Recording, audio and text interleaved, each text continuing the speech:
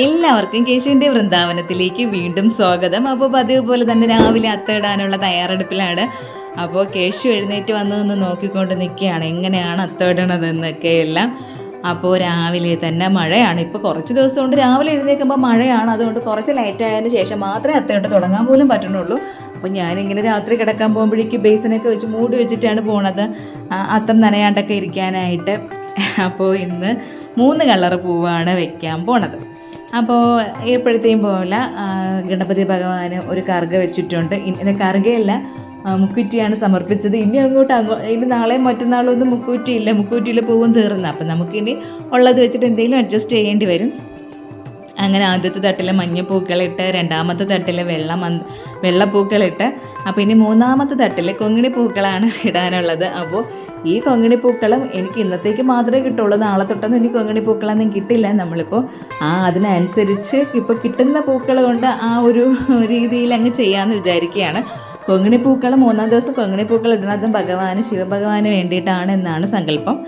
തുമ്പ ഇടുന്നത് ശിവനും ശക്തിക്കും എന്നാണ്, മുക്കുറ്റി ഇടുന്നത് ഗണപതി ഭഗവാൻ എന്നാണ്. അങ്ങനെ ഓരോ സങ്കല്പമുണ്ട്.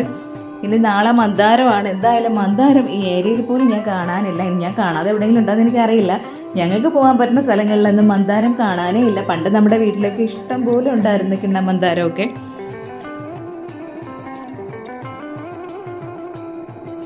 പൂവിടലും കാര്യങ്ങളൊക്കെ കഴിഞ്ഞ് നേരെ അടുക്കളയിലോട്ട് കയറിയിട്ടുണ്ട്. പിന്നെ ഞാനിത് ഷോർട്സിൽ പറഞ്ഞതാണ്, എന്നാലും കുറേ പേര് ചോദിച്ചിട്ടും കമൻസായിട്ട് മെസ്സഞ്ചർ വഴിയൊക്കെ ചോദിച്ചിട്ടുണ്ട്, ചേച്ചി ഇത് എന്തുവാണ്, ഇത് നിങ്ങൾ പൂക്കളോന്നല്ലേ പറയണത്, അത്തോ എന്ന് പറഞ്ഞൊരു നക്ഷത്രമല്ലേ, അത്തോ എന്നാണോ പറയണത്, ഇങ്ങനെയാണോ എന്നൊക്കെ. സത്യം പറഞ്ഞാൽ ഞങ്ങൾ തിരുവനന്തപുരംകാർ എല്ലാത്തിലും ഭയങ്കര പ്രത്യേകത ഉള്ളവരാണ് കേട്ടോ. നിങ്ങൾ ചെയ്യും പോലെ വടക്കോട്ടുള്ള ആൾക്കാരുടെ രീതിയോ കാര്യങ്ങളോ ഒന്നുമല്ല നമ്മൾ ചെയ്യണത്. പക്ഷേ എനിക്കിഷ്ടം അങ്ങോട്ടുള്ള രീതികളാണ്. കേരളത്തിൻ്റെ ആ ഒരു പൈതൃകവും ആ ഒരു ട്രഡീഷണൽ ആയിട്ടുള്ള ആചാരങ്ങളും എല്ലാം വടക്കോട്ടുള്ളവർക്കാണെന്ന് എപ്പോഴും എനിക്ക് തോന്നാറുണ്ട്. നമ്മളിങ്ങനെയാണ് ഇവിടെ അത്തയിടാറ്. അപ്പോൾ ഇന്ന് രാവിലെ ഇടിയപ്പവും ഉരുളക്കിഴങ്ങ് കറിയുമാണ് വെക്കാൻ പോണത്. അപ്പോൾ ഉരുളക്കിഴങ്ങ് കറിക്കുള്ള ആ ഉരുളക്കിഴങ്ങും അതുപോലെ തന്നെ സവോളയൊക്കെ ഞാൻ കയറി കട്ട് ചെയ്തെടുക്കുകയാണ്. ഞായറാഴ്ചത്തെ വ്ളോഗാണ് കേട്ടോ. ഇപ്പം ഞായറാഴ്ച ദിവസം ആയതുകൊണ്ട് എല്ലാവരും വീട്ടിലൊക്കെ ഉണ്ടല്ലോ. അങ്ങനെ കുറേ നാളുകൾക്ക് ശേഷം, വർഷങ്ങൾക്ക് ശേഷം എൻ്റെ ഭർത്താവ് അടുക്കളയിലോട്ട് കയറിയിട്ടുണ്ട്. അടുക്കളയിൽ കയറൂലെന്നല്ല, അടുക്കളയിൽ പാചകം ചെയ്യാനായിട്ട് വന്നിട്ടുണ്ട്. എന്താ പറ്റിയെന്ന് അറിയില്ല.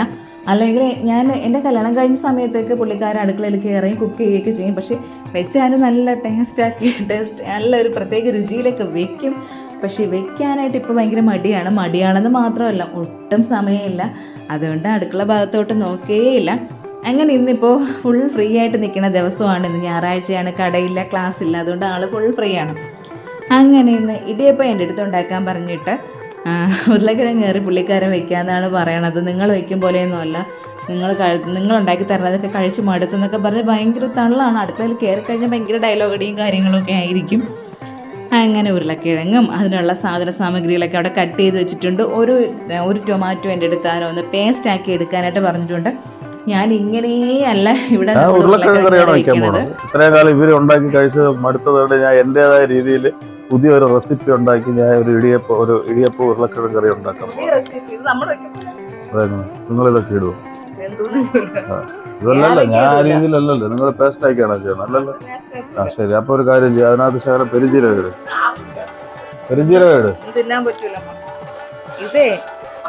ക്രഷ് ചെയ്താ മതി, ഒന്ന് ജസ്റ്റ് ക്രഷ് ചെയ്താ. പെരിഞ്ചീരകം കൂടെ ഇട്.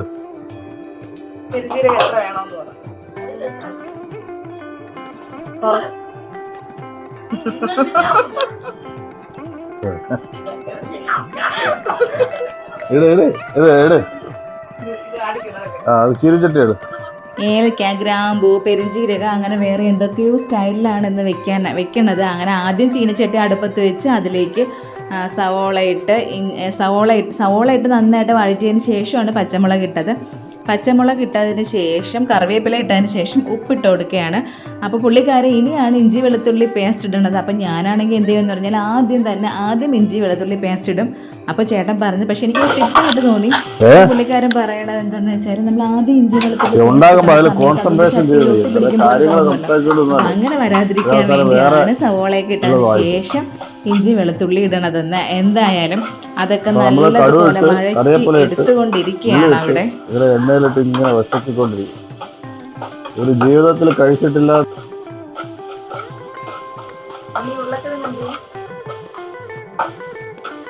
ഉരുളക്കിഴങ്ങ് എടുക്കുക, ജനലിൽ കൂടെ അങ്ങ് വെളിയിടും.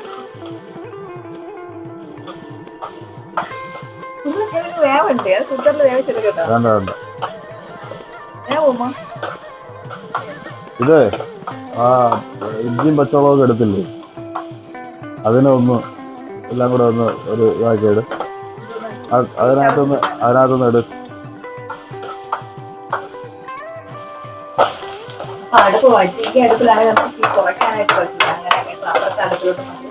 കരിയാണ് ആടിയത്തില്ല.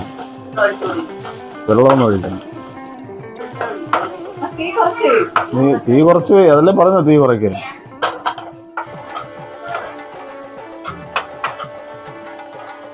ഓക്കെ, ആ ഫ്രഷ് കഴിഞ്ഞത്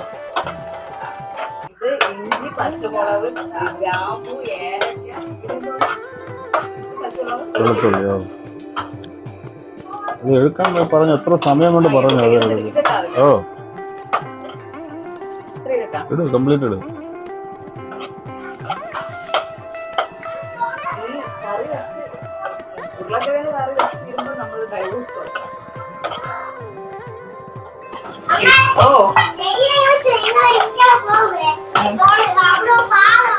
അങ്ങോട്ട് പോടേ.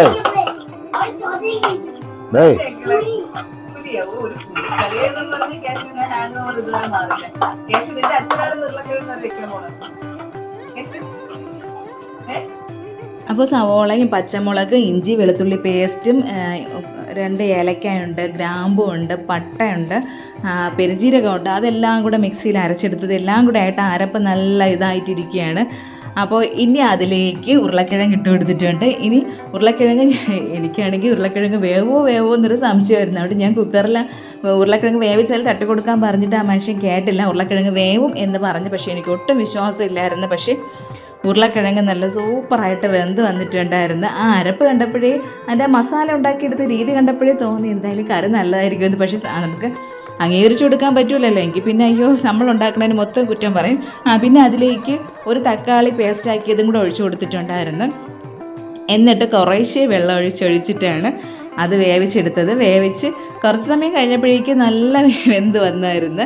അപ്പോഴേക്കും ഞാൻ ഇടിയപ്പം ഉണ്ടാക്കാനായിട്ട് തുടങ്ങി. ഇന്നിപ്പോൾ നമ്മൾ കാപ്പി കുടിക്കുമ്പോൾ ഒരു നേരം ആവും. പിന്നെ എല്ലാവരും കൂടെ ഉള്ളപ്പോൾ ഒരു ഓളമല്ലേ, പ്രത്യേകിച്ച് ഭർത്താക്കന്മാരൊക്കെ ഇങ്ങനെ നമ്മളെ കൂടെ അടുക്കളയിലോട്ട് വരുമ്പോൾ അതൊരു പ്രത്യേക സന്തോഷം കൂടെയല്ലേ. അങ്ങനെ ഞാൻ അവിടെ ഇടിയപ്പം ഉണ്ടാക്കിയാണ്. ചേട്ടൻ അവിടെ കറിയിൽ നിന്ന് മാറിയിട്ടില്ല. ആ കറിയിൽ തന്നെ കോൺസെൻട്രേറ്റ് ചെയ്ത് നിൽക്കുകയാണ്. അങ്ങനെ ഇനി ഇടിയപ്പം ഉണ്ടാക്കണം. അപ്പം ഞാൻ ആ സമയത്ത് പറഞ്ഞായിരുന്നു ഒന്ന് എനിക്കിന്ന് ഇടിയപ്പത്തിന് പിഴിഞ്ഞ് തരുമെന്ന്. പക്ഷെ അതൊന്നും കേട്ടില്ല. ആള് അതിൽ തന്നെ കോൺസെൻട്രേഷൻ ഫോക്കസ് ആ കറിയിലാണ്. ഇതാണ് ആണുങ്ങളുടെ പ്രത്യേകത.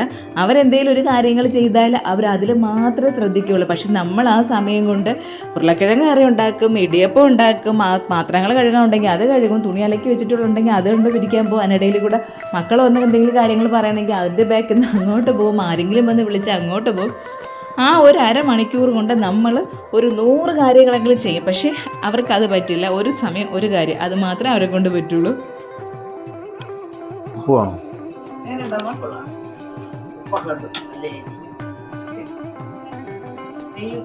ഉരുളക്കിഴങ്ങ് കറി നല്ല രുചിയുണ്ട് കേട്ടോ, നന്നായിട്ടുണ്ട്. മുമ്പ് എൻ്റെ കല്യാണം കഴിഞ്ഞ സമയത്ത് ചെല്ലുമ്പോഴൊക്കെ വെക്കും. അമ്മ പറയും ഗൾഫിൽ നിന്നൊക്കെ വന്ന് നിൽക്കുമ്പോഴൊക്കെ കറി വയ്ക്കുമായിരുന്നു. കല്യാണം കഴിഞ്ഞ സമയത്ത് ഇപ്പൊ പിന്നെ ഈ ഇങ്ങോട്ട് നോക്കി ഒന്നാമത്തെ കാര്യം സമയമില്ല. നല്ല കറി, നല്ല എരിവുണ്ട്. അമ്മേന്റെ എരി എന്ന് പറയാം. അമ്മയ്ക്ക് ഇപ്പൊ എരി പാടാണ്. സ്വന്തമായിട്ട് വെച്ച് സ്വന്തമായിട്ട് കഴിക്കണം.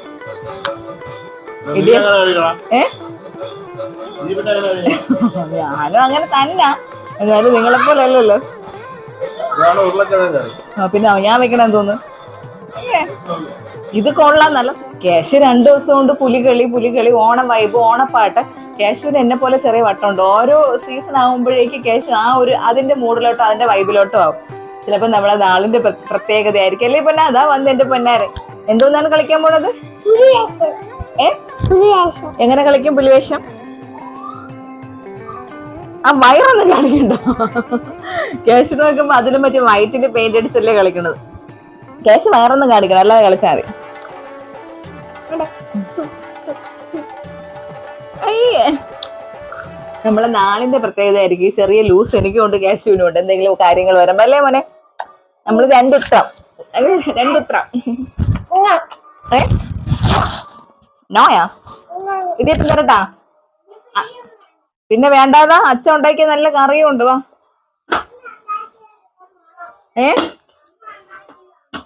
അമ്മ ഉണ്ടാക്കുന്നതാണ് മണമെന്ന് കേശു പറഞ്ഞു കേട്ടാ. അമ്മ ഉണ്ടാക്കുന്നതാണ് മണമെന്ന്. നല്ല ഇടിയപ്പവും നല്ല ഈ പറയും പോലെ പച്ചവെള്ളത്തിൽ നനയ്ക്കുന്നതായോണ്ട് നല്ല സോഫ്റ്റ് ആയിട്ട് ഇരിപ്പുണ്ട്. പിന്നെ കറിയും കൊള്ളാം, കറി നന്നായിട്ടുണ്ട്. അങ്ങനെ ഇടിയപ്പം ഉരുളക്കിഴങ്ങ് കറിയൊക്കെ കഴിച്ചിട്ട് ഞങ്ങൾ ഉച്ചത്തേക്ക് എന്തെങ്കിലും വാങ്ങണമല്ലോ. അങ്ങനെ മീൻ വാങ്ങാനായിട്ട് കുളത്തൂർ ചന്തയിലാണ് പോയത്. ഇന്നാവുമ്പോഴേക്കും അവിടെ ചേച്ചിമാരൊന്നും കാണില്ല, ഇവർ മാത്രമേ കാണുള്ളൂ, ആണുങ്ങൾ മാത്രമേ കാണുള്ളൂ മീൻ വിൽക്കാനായിട്ട്. അങ്ങനെ ചെന്നപ്പോഴേക്കും നമുക്ക് ഒരു ചൂരയാണ് കിട്ടിയത്.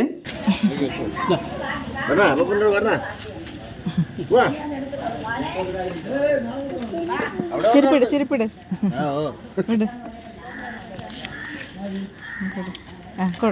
അങ്ങോട്ട് മീൻ കൊടടാ.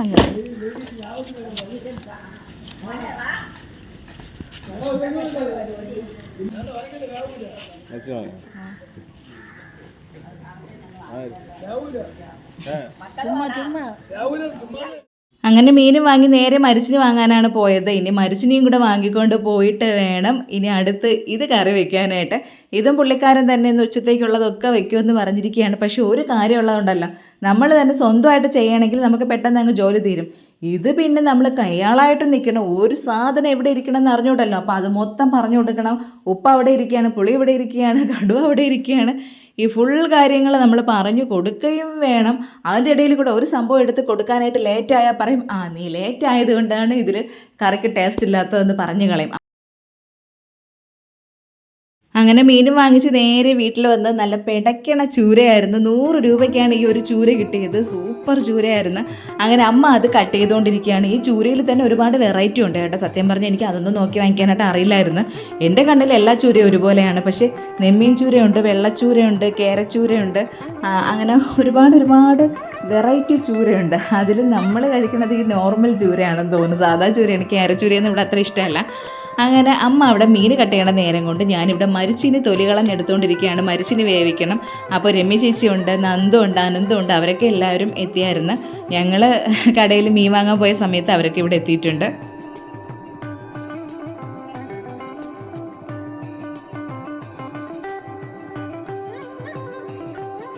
രമ്യ ചേച്ചിക്കൊക്കെ ഇന്ന് ഷോപ്പിങ്ങും കാര്യങ്ങളൊക്കെ ഉണ്ട്. അതുകൊണ്ട് അവർ പിള്ളേരെ ഇവിടെ ആക്കിയിട്ട് ആ ചേച്ചി നേരത്തെ പോകും, ചോറ് കഴിക്കാനൊന്നും ഇന്ന് കാണില്ല. അങ്ങനെ അമ്മ അവിടെ മീൻ വെട്ടി.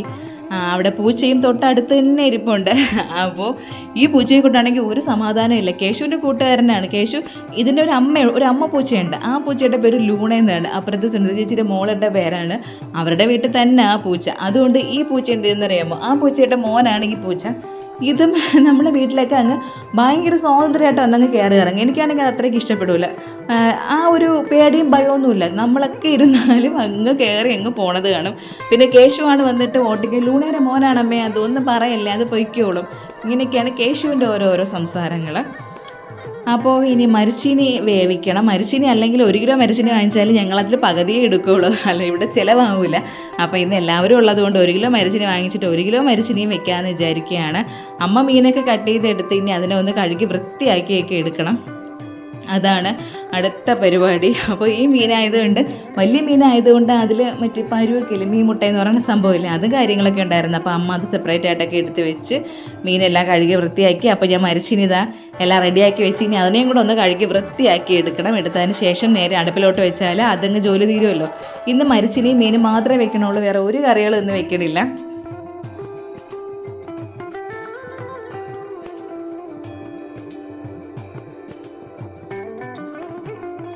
അപ്പോഴേക്ക് ഇതാ പുള്ളിക്കാരൻ എത്തിയിട്ടുണ്ട്. ഇനി അമ്മയ്ക്ക് ഇന്ന് റെസ്റ്റാണ്. അമ്മയ്ക്ക് പ്രശ്നമില്ല, എനിക്കല്ലേ ഒരു സമാധാനം ഇല്ലാത്ത, എൻ്റെ ഉയരെടുത്തുകൊണ്ടിരിക്കുകയാണ്.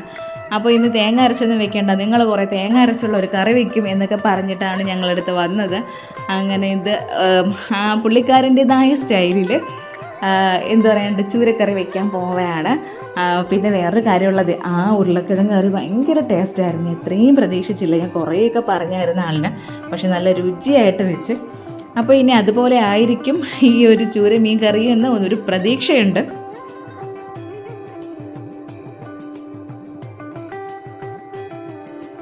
മരിച്ചിന് ഞാൻ കഴുകി അടുപ്പത്താക്കി, അത് അവിടെ വെന്തുകൊണ്ടിരിക്കുകയാണ്. അപ്പോൾ ഇതാ പുള്ളിക്കാരൻ വെക്കുന്ന സ്റ്റൈലിൽ പറഞ്ഞുതരാം. എന്തായാലും മീൻ കറി കിടിലനായിരുന്നു. അപ്പോൾ എന്തേന്ന് പറഞ്ഞാൽ പച്ചമുളക് പൊടിയും മല്ലിപ്പൊടിയും കുറച്ച് ഉലുവാപ്പൊടിയും അതുപോലെ തന്നെ കുരുമുളക് പൊടിയൊക്കെ എടുത്തിട്ട് അതിനൊന്ന് മൂപ്പിച്ചെടുത്ത് ആ ഒരു ഫ്രൈങ് പാനിലിട്ട് അതിനെ നന്നായിട്ട് ഒന്ന് മൂപ്പിച്ചെടുക്കുകയാണ് ആൾ ആദ്യം ചെയ്തത്. അതിനുശേഷം അപ്പോഴേക്കും എൻ്റെ ഉരുളക്കിഴങ്ങല്ല എൻ്റെ മരിച്ചിനി അവിടെ റെഡിയായി വന്നായിരുന്നു. അപ്പം ഞാൻ മരിച്ചിനി വയ്ക്കേണ്ടത് ഞാൻ എപ്പോഴും പറയില്ല, മരിച്ചിനി വെന്ത ആദ്യത്തെ വെള്ളം ഊറ്റിക്കളഞ്ഞ് അടുത്ത വെള്ളം ഒഴിച്ചിട്ടാണ് നന്നായിട്ട് ഉടച്ചെടുക്കുന്നത്. നല്ല വെണ്ണ പോലെ വേവണ മരിച്ചിനിയായിരുന്നു. അതിൽ കുറച്ച് ഉപ്പും കുറച്ച് മഞ്ഞൾപ്പൊടിയും കൂടെ ഇട്ട് അതിനൊന്ന് ഉടച്ചെടുത്ത് അതിനുശേഷം ഒരു ചീനിച്ചട്ടി അടുപ്പത്ത് വെച്ച് അതിലേക്ക് എണ്ണ ഒഴിച്ച്, അപ്പം മരിച്ചിനിയുടെ പരിപാടി അവിടെ കഴിഞ്ഞ് ഇതിന് മീനിൻ്റെ പരിപാടിക്കാണ്. അപ്പോൾ എൻ്റെ അടുത്തൊരു തക്കാളി വീണ്ടും ഒരു പേസ്റ്റാക്കി എടുക്കാൻ പറഞ്ഞ് ഞങ്ങൾ തക്കാളി അടിച്ചെടുത്തിട്ടുണ്ട്. ഇനി ആളെന്തേന്ന് വെച്ചാൽ കടുകൊക്കെ താളിച്ചതിന് ശേഷം അതിലേക്ക് കൊത്തി അരിഞ്ഞ് വെച്ചിരിക്കുന്ന സവോള ഇട്ട് കൊടുത്ത് അതിട്ട് കൊടുത്തിട്ട് പിന്നെ കടുക് വറുത്തപ്പോൾ ഉലുവയും കടുകും കൂടെ ഇട്ടാണ് കടുക് വറുത്തത്. അതിനുശേഷം സവോള ഇട്ട് ഇളക്കി അതിനുശേഷം പച്ചമുളക് കട്ട് ചെയ്ത് വെച്ചിരുന്നതിട്ട് അതും ഇട്ട് നല്ലതുപോലെ വഴറ്റിക്കൊണ്ടിരിക്കുകയാണ്. ഇനിയാണ് ഇഞ്ചി വെളുത്തുള്ളി പേസ്റ്റ് ഇട്ട് കൊടുക്കുന്നത്. അതും കൂടെയൊക്കെ ഇട്ട് നന്നായിട്ട് വഴറ്റിയെടുക്കും.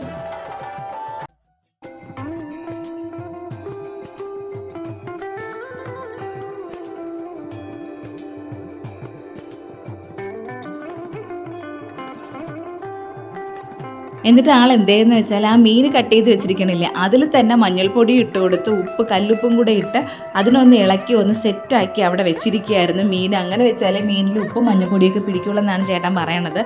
അതിനുശേഷം അവിടെ ഇഞ്ചിയും വെളുത്തുള്ളിയൊക്കെ കട്ട് ചെയ്തിട്ട് ചെറിയ പീസാക്കി കട്ട് ചെയ്തിട്ട് സവോള ഏകദേശം വഴണ്ട് വന്നപ്പോഴേക്കാണ് അതിലേക്ക് ഇട്ട് കൊടുത്തത്. എന്തായാലും ഈ ഒരു ടെക്നിക്ക് എനിക്ക് നല്ല ഇഷ്ടപ്പെട്ട്. അല്ലെങ്കിൽ എപ്പോഴും ആ ഇഞ്ചി വെളുത്തുള്ളി പേസ്റ്റ് ഇട്ടാലും അത് കരിഞ്ഞു പോകുമായിരുന്നു. ഇനി ഇതിന് നന്നായിട്ട് വഴറ്റിയെടുക്കണം. നല്ലതുപോലെ വഴറ്റിയെടുത്തതിന് ശേഷം ആ അടിച്ചു വെച്ചിരുന്ന തക്കാളി അതിലേക്ക് ഒഴിച്ചു കൊടുത്ത് ആ തക്കാളി പേസ്റ്റും കൂടെ ഇട്ട് നന്നായിട്ട് വീണ്ടും വഴറ്റിയെടുക്കുകയാണ്. ഇനി നമ്മൾ വെക്കുന്ന സ്റ്റൈലിൽ നമ്മൾ മുരിങ്ങക്കോലും ഇതൊക്കെ എല്ലാം ഇടും. അപ്പോൾ കട്ട് ചെയ്ത് വെച്ചിരിക്കുന്ന മുരിങ്ങക്കോൽ അതിലേക്ക് ഇട്ട് കൊടുത്ത് വീണ്ടും വഴറ്റും. പിന്നെ ഇനി ഈ ഒരു പേസ്റ്റാക്കി വെച്ചിരിക്കുകയായിരുന്ന മുളക് പൊടിയും മല്ലിപ്പൊടിയും മഞ്ഞൾപ്പൊടിയും ഒക്കെ ഒന്ന് കുറച്ച് വെള്ളം ഒഴിച്ച് ഒന്ന് രണ്ട് വെളുത്തുള്ളിയല്ല കൊച്ചുള്ളിയും കൂടെയൊക്കെ ഇട്ട് കൊടുത്തിട്ടുണ്ടായിരുന്നു. അതും കൂടെയൊക്കെ ഇട്ട് ആ അരപ്പൊന്ന് മിക്സിയിൽ അരച്ച് പേസ്റ്റാക്കി വെച്ചിരിക്കുകയായിരുന്നു. ആ അരപ്പും കൂടെ അതിലേക്ക് അങ്ങ് ഒഴിച്ചു കൊടുത്ത് അതിലേക്ക് ഇട്ട് കൊടുത്തിട്ട് ഇനി കുറച്ച് കുരുമുളക് പൊടി ഇട്ട് കൊടുക്കണമുണ്ട്. ഇനി അതൊന്ന് നല്ലതുപോലെ അരപ്പ് വേവാൻ പാകത്തിന് ഒന്ന് ഇളക്കിയെടുക്കും. നന്നായിട്ടൊന്ന് ഇളക്കിയെടുത്തതിന് ശേഷം പിന്നെ ആ ജാറ് കഴുകിയ വെള്ളം കൂടെ അതിലേക്ക് അങ്ങ് ഒഴിച്ചു കൊടുക്കും.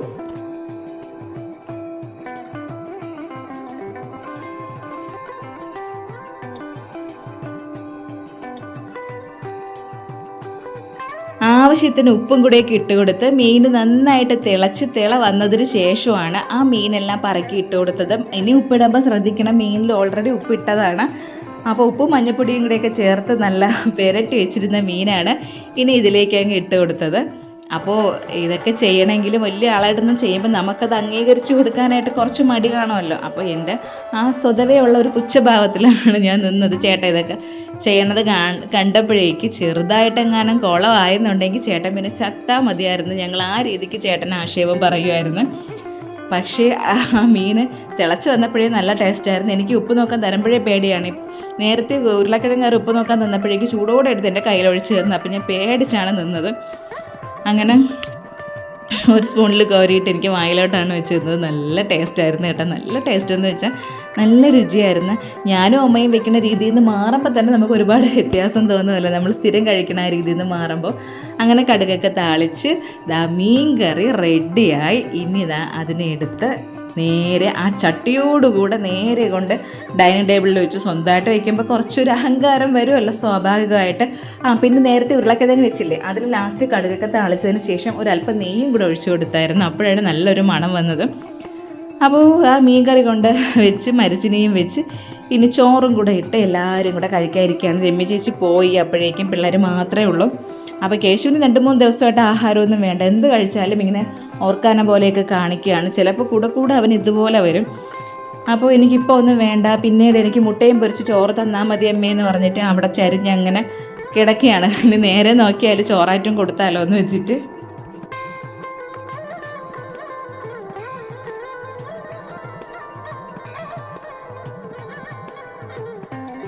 അങ്ങനെ ചോറൊക്കെ കഴിച്ച് ഞങ്ങൾ കുറച്ച് സമയം അവിടെ വിശ്രമിച്ചുകൊണ്ടൊക്കെ ഇരുന്നപ്പോഴാണ് എൻ്റെ അനിയത്തിമാരൊക്കെ വന്നത്. അപ്പോൾ ഒന്ന് എൻ്റെ കുഞ്ഞമ്മയുടെ മോളാണ്, നേരത്തെ ഒരു വീഡിയോയിൽ ഞാൻ കാണിച്ചിട്ടില്ലേ, അപ്പോൾ അവർ ട്വിൻസ് ആയിരുന്നു. അതിലൊരാളാണ് ഇതാ ഇപ്പോൾ വന്നത്. ഇവളാണ് മൂത്തത്, അവൾക്ക് 2 പെൺമക്കളാണ്.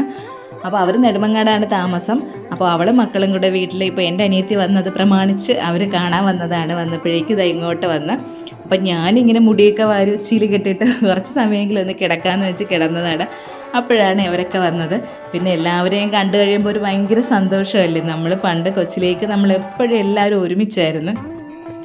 അങ്ങനെ കേശു അവരുടെ കൂടെയൊക്കെ, കേശു ഇവിടെ വന്നാൽ എല്ലായിടമൊക്കെ കൊണ്ടൊക്കെ കാണിച്ചു കൊടുക്കും, അതാണ് ഇതാണ് സംഭവങ്ങൾ. അങ്ങനെ കുറേ നേരം മേളിലൊക്കെ പോയി നിന്ന് കളിച്ച് വീണ്ടും താഴെ വന്നിരിക്കുകയാണ് കളിക്കാനായിട്ട്. അപ്പോൾ ഇവരുടെ അടുത്ത് കുറച്ചും കൂടെ സ്നേഹം കൂടുതലാണ് കേശുവിന്. ആദ്യം വരുമ്പോഴാണ് രണ്ടും ആമ്പിള്ളേരല്ലേ, അപ്പോൾ കുറച്ച് അടിയും കാര്യങ്ങളൊക്കെ ഉണ്ട്. ഇവരൊന്നും ചെയ്യില്ല, ലച്ചു ചേച്ചിയും പാറുവെന്നും പറഞ്ഞിട്ട് മിണ്ടാതെ നിന്നോളും. ഭയങ്കര സ്നേഹത്തോടെയൊക്കെയാണ് സംസാരിക്കുന്നത്. അപ്പോൾ അതൊക്കെ കഴിഞ്ഞിട്ട് 3 കുട്ടിപ്പട്ടാളംസിനെയും കൂടെ നേരത്തെ നിർത്തി ഫോട്ടോ എടുപ്പിക്കുകയാണ്. ചിരിക്കാൻ പറയുമ്പോഴേക്കും ഒരാൾ ചിരിക്കും, പിന്നെ ആർട്ടിഫിഷ്യൽ ചിരി വരും. കണ്ണ് തുറന്നു വയ്ക്കാൻ പറയുമ്പോഴേക്ക് ആ കണ്ണൊക്കെ വേറെ രീതിയിൽ കൊണ്ടുവരും. പിള്ളേരെ കൊണ്ട് ഫോട്ടോ എടുപ്പിക്കുന്നതാണ് ഭയങ്കര രസം. നമ്മൾ പറയണതൊക്കെ അവർ കുറച്ചും കൂടെ എക്സ്പോസ് ചെയ്ത് കാണിക്കും. അങ്ങനെതാ ചിരിക്കാൻ പറഞ്ഞപ്പോഴേക്കുള്ള ആർട്ടിഫിഷ്യൽ ചിരി കണ്ടാണ് നമുക്ക് ചിരി വന്നത്. കണ്ണ് തുറന്ന് വെയ്യെന്ന് പറയുമ്പോഴേക്കുള്ള കണ്ണ് തുറക്കലും കാര്യങ്ങളൊക്കെ ആയിട്ട് എങ്ങനെയെങ്കിലുമൊക്കെ ഫോട്ടോ എടുത്ത് അങ്ങനെതാ 3 ആളും കൂടെ കാണിക്കുന്ന മേടുകൾ കണ്ടില്ലേ. അപ്പോൾ പിന്നെ അതിനുശേഷം നമ്മളെല്ലാവരും കൂടെ ചേർന്ന് ഒരു ഫാമിലി ഫോട്ടോ എടുക്കാമെന്ന് വിചാരിക്കുകയാണ്. ഈ ഫാമിലി ഫോട്ടോയൊക്കെ എല്ലാവരും കൂടെ ചേർന്നെടുക്കുമ്പോൾ ഈ കുട്ടിപ്പട്ടാളംസിനെ കൊണ്ടാണ് ഒരു നിവൃത്തിയില്ലാത്തത്. നേരെ നിൽക്കാൻ പറഞ്ഞാൽ നിൽക്കുകയില്ല. എങ്ങനെയെങ്കിലും കേശു പോയ പോക്കേണ്ടില്ലേ, അവിടെ പിടിച്ചിരുത്തും. കേശു അവൻ്റെ പാട്ടിന് പോവും. ഒന്നിനെ പിടിച്ചിരുത്തുമ്പോൾ കോഴി കുഞ്ഞുങ്ങളെ കണക്കാണ്. ഒന്നിനെ പിടിച്ച് കൂട്ടിലാക്കുമ്പോൾ ഒന്ന് ഏതെങ്കിലും വഴി കൂടെ ഒന്ന് പോകുമെന്ന് പറയുമല്ലോ, അതേപോലെ ആയിരുന്നു കുറേ സമയം. അങ്ങനെ ഒരുവിധം എല്ലാവരും കൂടെ ഒക്കെ ചേർന്ന് ഒരു ഫാമിലി ഫോട്ടോയൊക്കെ എടുത്ത്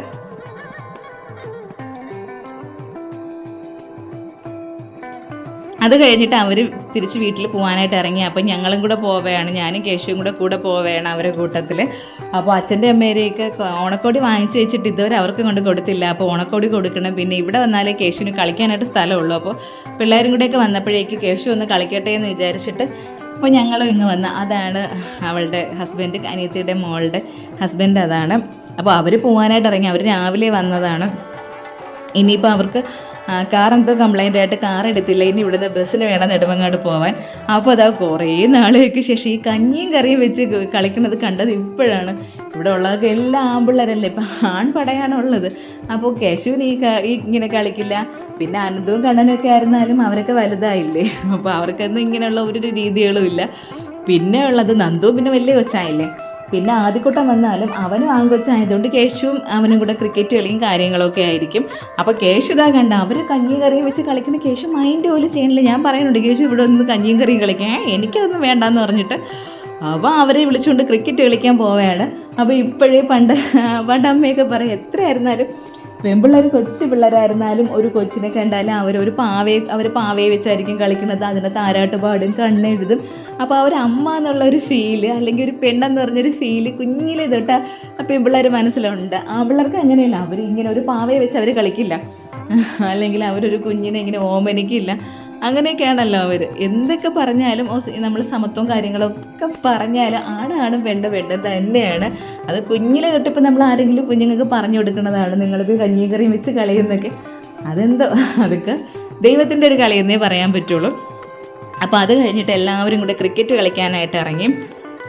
അപ്പോൾ കേശുവിൻ്റെ ചേച്ചിമാരും അപ്പോൾ പാറുമായിരുന്നാലും കേശുവിൻ്റെ 1 മാസത്തേക്ക് മൂത്തതാണ്. ഇതാ കൊച്ചിച്ചനും എല്ലാവരും കൂടെ ആയിട്ട് അവർ ക്രിക്കറ്റ് കളിക്കുകയാണ്. അപ്പോഴാണ് കേശുവിനൊരു സമാധാനമായത്. കേശുവിന് ഈ കഞ്ഞിയും കറിയും കളിയൊന്നും ഇഷ്ടമല്ലല്ലോ. അപ്പോൾ എല്ലാവരും കൂടെ കളി തുടങ്ങി.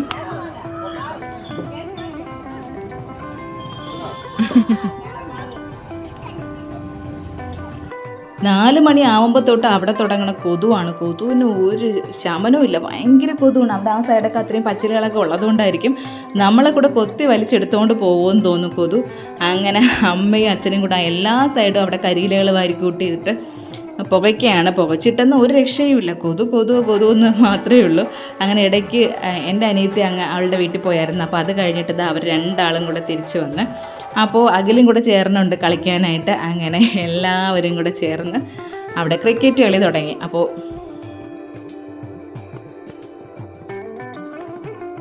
കേശുവിന് അഖിലിനെ കണ്ടപ്പോഴാണ് കുറച്ചൊരു സമാധാനമായത്. കാരണം കേശുവിന് ഒത്തിരി ഒരു പേടിയാണ്. അപ്പോൾ രാജേഷിൻ്റെ സംസാരം കേട്ടപ്പോഴേ കേശു ഇങ്ങനെ ഒത്തിരി ഒന്ന് ഒതുങ്ങിയതുപോലെയൊക്കെ നിൽക്കണേ. അവന് കുഴപ്പമില്ല മോനെ, കൊച്ചച്ഛനല്ലേ, നീ പേടിക്കേണ്ട എന്നൊക്കെ പറഞ്ഞിട്ടും ചെറിയൊരു പേടിയുണ്ടായിരുന്നു. പക്ഷേ അഖിലിനെ കണ്ടപ്പോഴാണ് അതൊക്കെ മാറിയത്. പിന്നെ ആൾ കുറച്ചും കൂടെ ഉഷാറായിട്ട് പിന്നെ ഭയങ്കര കളിയായിരുന്നു ക്രിക്കറ്റ് കളി.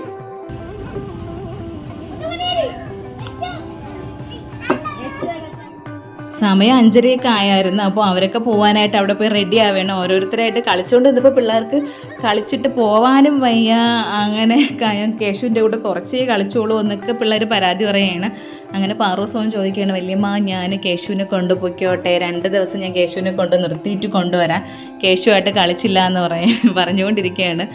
അങ്ങനെ കുറച്ച് സമയമൊക്കെ അവിടെ കളിച്ചുകൊണ്ട് നിന്നിട്ട് പിന്നെ അവർക്ക് പോകാൻ സമയമായി. ഈ പറയും പോലെ അവരങ്ങ് എത്തുമ്പോഴേക്കും ഇവിടെ നിന്ന് നെടുമങ്ങാട് എത്തണ്ടേ.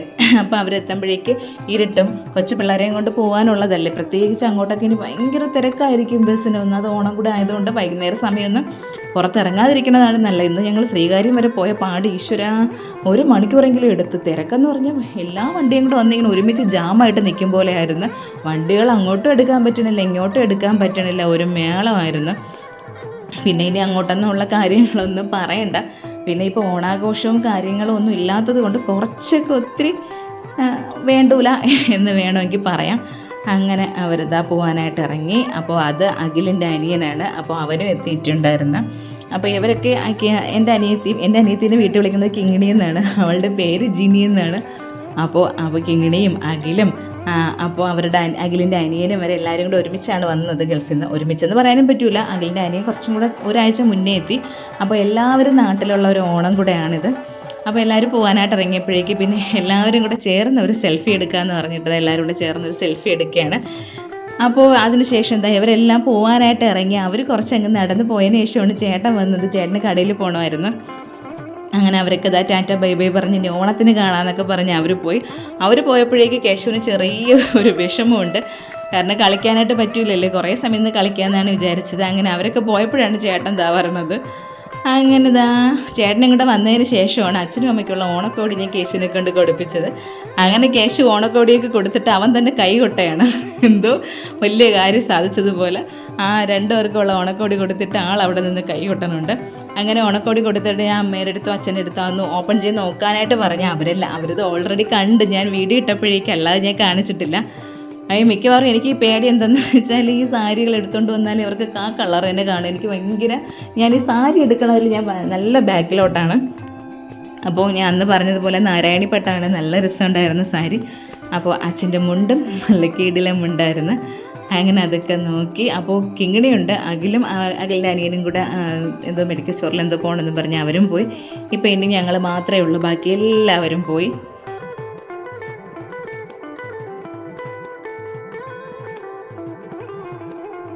അങ്ങനെ അവിടെ കുറച്ച് സമയമൊക്കെ ഇരുന്നതിന് ശേഷം ഞങ്ങൾ തിരിച്ച് വീട്ടിലെത്തി അടുത്ത് വീണ്ടും കുക്കിംഗ് ചെയ്യുന്നു. രാത്രിയും ചേട്ടൻ്റെ തന്നെ കുക്കിംഗ് ആണ്. ഇന്ന് ഫുൾ ടൈം ആളായിരുന്നു അടുക്കളയിൽ.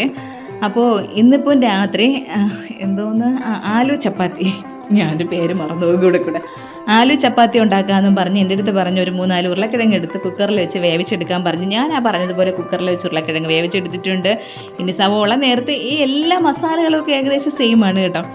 അപ്പോൾ തക്കാളി വേണം, ഇഞ്ചി വെളുത്തുള്ളി വേണം, സവോള വേണം, പച്ചമുളക് വേണം. അപ്പോൾ അതൊക്കെ എല്ലാം ചേട്ടൻ അവിടെ കട്ട് ചെയ്ത് വയ്ക്കുകയാണ്. പക്ഷേ പുള്ളിക്കാരൻ ആ കട്ടിങ് ബോർഡിൽ വെച്ച് കട്ട് ചെയ്യുന്നത് കാണാൻ നല്ല രസമാണ് കേട്ടോ. എനിക്കിതുപോലെ കട്ട് ചെയ്യാൻ അറിയില്ല, എനിക്ക് കയ്യിൽ വെച്ച് ഇങ്ങനെ കട്ട് ചെയ്യാനേ പറ്റുള്ളൂ.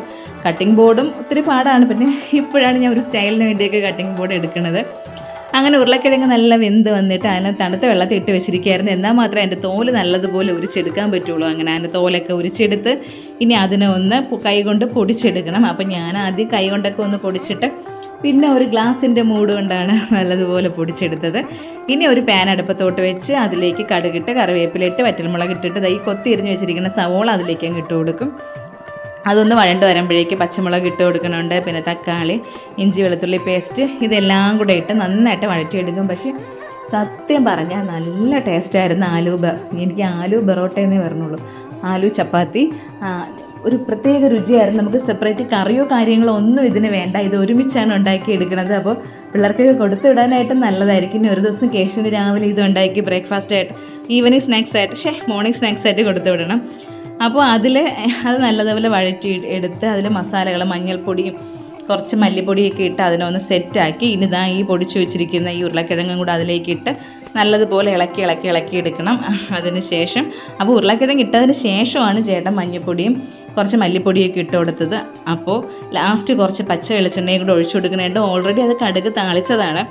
പിന്നെ ഒരല്പം നെയ്യും കൂടെ ഒഴിച്ചു കൊടുത്തപ്പോഴേക്ക് സംഭവം സെറ്റായി. ഇനി കുറച്ച് മല്ലിയിലയും കൂടെയൊക്കെ ഇട്ട് ഒന്ന് ഡെക്കറേറ്റ് ചെയ്ത് എടുത്തിട്ട് അതിന് ഒന്ന് മൂടി വെച്ച് നല്ല ലോ ഫ്ലെയിമിൽ ഒന്ന് വേവിച്ചെടുക്കണമുണ്ട്. സംഭവം ഭയങ്കര ടേസ്റ്റായിരുന്നു. ഭയങ്കര ടേസ്റ്റ് എന്ന് വെച്ചാൽ ഞാൻ സിൻസിയറായിട്ട് പറയുകയാണ്, നല്ല രുചിയായിരുന്നു. ഇനി ആലു ചപ്പാത്തി ഉണ്ടാക്കുന്ന രീതി ഇങ്ങനെയായിരുന്നു. ചപ്പാത്തി നമ്മൾ മാവിന് കുഴച്ച് വയ്ക്കും, ഉണ്ട ഉരുട്ടി വെച്ചിട്ട് അതേപോലെ തന്നെ ഈ മസാലയും കൂടെ ഉരുട്ടി വയ്ക്കും. ഞാൻ ഇന്നേ വരെ ഇത് ഉണ്ടാക്കിയിട്ടുമില്ല, കഴിച്ചിട്ടുമില്ല. ഇന്ന് ആദ്യമായിട്ടാണ് ചേട്ടൻ ഉണ്ടാക്കി തന്നിട്ട് ഞാൻ ഇത് കഴിക്കാൻ പോണത്. അപ്പോൾ എനിക്ക് അതിനെപ്പറ്റി വലിയ പിടുത്തമില്ലായിരുന്നു, ഇത് എങ്ങനെയാണ് ഉണ്ടാക്കി എടുക്കണമെന്നും പറ്റി.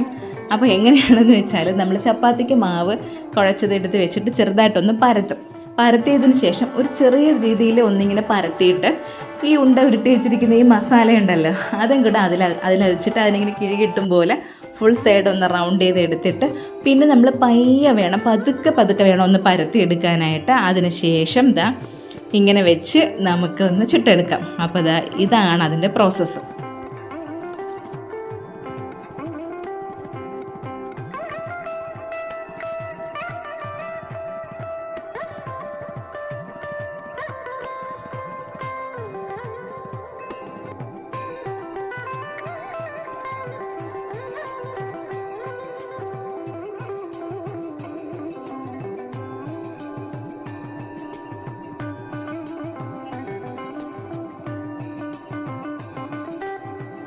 ആദ്യമൊക്കെ ഞാൻ പരത്തിയെടുത്ത സമയത്ത് കുറച്ചൊക്കെ കണ്ടില്ല, അതൊക്കെ ഇങ്ങനെ വെളിയിൽ ചാടും പോലെയൊക്കെ വന്ന്. അപ്പം നമുക്ക് ഒരു പ്രാക്ടീസ് വേണം. കുറച്ച് നമ്മളിങ്ങനെ സ്പീഡിലൊന്ന് പരത്താൻ നോക്കിയാൽ അതിലുള്ള മസാല എല്ലാം വെളിയിൽ ചാടും. അപ്പം നമ്മൾ ചെയ്ത് വന്നാലല്ലേ എന്ത് കാര്യങ്ങളും പഠിക്കാനായിട്ട് പറ്റുള്ളൂ. അങ്ങനെ അതൊന്ന് സൂപ്പറായിരുന്നു. നമ്മൾ ഇത്ര പരത്തിയാൽ മതി. പിന്നെ നമ്മൾ ചപ്പാത്തി ഉണ്ടാക്കുമ്പോൾ നല്ല അങ്ങ് പരത്തിയെടുക്കുകയൊന്നും വേണ്ട, ഒരുവിധം പരത്തിയിട്ട് ഒന്ന് ചുട്ടെടുക്കുമ്പോഴല്ല നല്ല പൊങ്ങി വരും സംഭവം. അതിനുശേഷം നമ്മൾ കുറച്ച് എണ്ണയോ അല്ലെങ്കിൽ ബട്ടറോ നെയ്യോ ഒക്കെ തേച്ച് അതിനൊന്ന് എടുത്ത് ചുമ്മാ ഇങ്ങനെ പിച്ച് അങ്ങോട്ട് കഴിച്ചാൽ മതി. ഭയങ്കര ടേസ്റ്റായിരുന്നു. ഈ ആലു ചപ്പാത്തി ഇതുവരെ ഉണ്ടാക്കിയിട്ടുമില്ല, കഴിച്ചിട്ടില്ലാത്തവരാണെങ്കിൽ ഉറപ്പായിട്ട് ട്രൈ ചെയ്ത് നോക്കണം. എന്തായാലും എല്ലാവർക്കും ഇഷ്ടപ്പെട്ടു, നല്ല സൂപ്പർ സംഭവമായിരുന്നു.